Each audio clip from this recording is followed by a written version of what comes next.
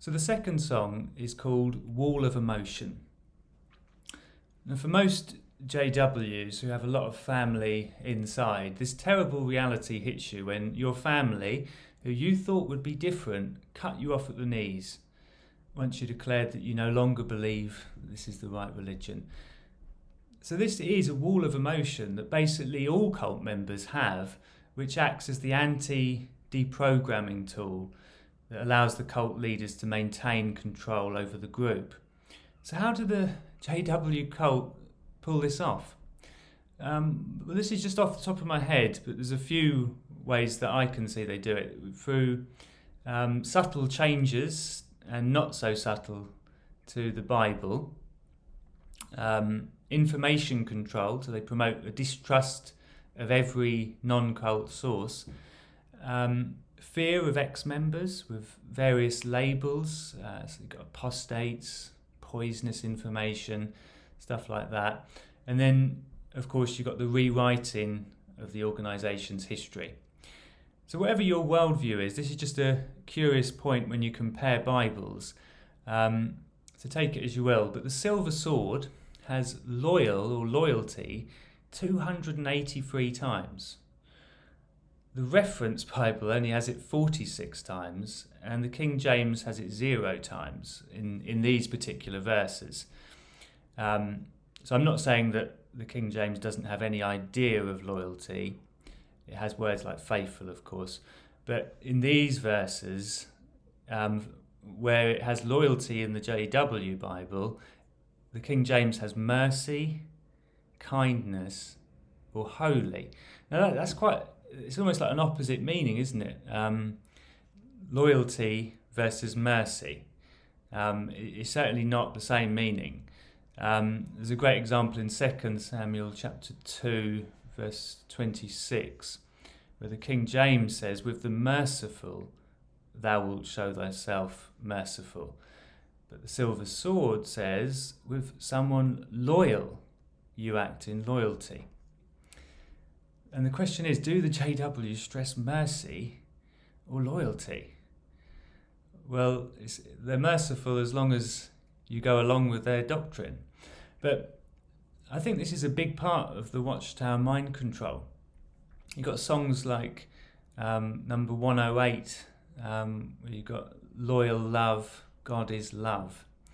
That's based on Isaiah 55, verse 3, where the King James, instead of loyal love, it says the mercies of David. So can you imagine how it would go? Would it be merciful, God is love? Hey there, all you thirsty ones, mercies of David, see. So perhaps that would be an interesting journey of rewriting the songbook with a more accurate theology. But the song that I wrote immediately takes me back to one particular summer morning. I remember the sunlight was pouring through my window. The birds outside were so loud that there was no chance of getting back to sleep. So I started to write down a few lyrics, which were an attempt to describe how I was feeling and obviously drawing inspiration from the sounds outside. Basically, in the lyrics, the birds that I chased away was just a play on words for girls that I liked over the years. But I found that I'd put up an emotional wall due to the porn in my life at that time, which cast a shadow over everything and it made me emotionally numb.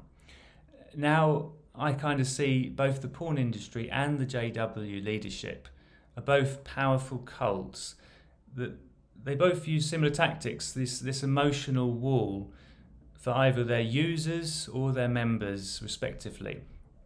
So when we think about our families inside, the cult has created this perfect wall of emotion. So we can't communicate freely. We can't even tell them the reason we left. So I know many have felt also the effect of pornography that it has in their relationship. It numbs our empathy, ability to feel what others feel, and it destroys any open communication in the relationship. all the time you're using. So what I like about this song is that there is this ray of light and hope in the chorus when we break through the wall, and perhaps we imagine that time that we can be reunited with our family members, finally free of the mind control they're trapped in.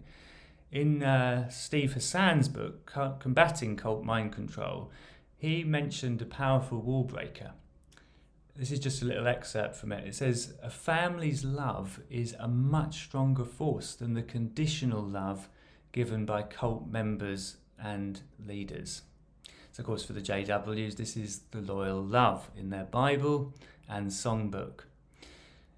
The excerpt goes on. It says, "Mind control never succeeds in fully erasing a person's authentic self. It merely imposes a dominating cult identity that suppresses the real self. Cult indoctrination downloads a mind control virus, a virus that can be cured. Once the virus is gone, a person's mental and emotional hardware can be repaired, and the person's real self can come forward once again and integrate the cult experiences, hopefully in a healthy way." So that gives me great hope and incentive to endeavour to show unconditional love, mercy and kindness at every opportunity to any cult member we meet in the future. So here's the song, Wall of Emotion.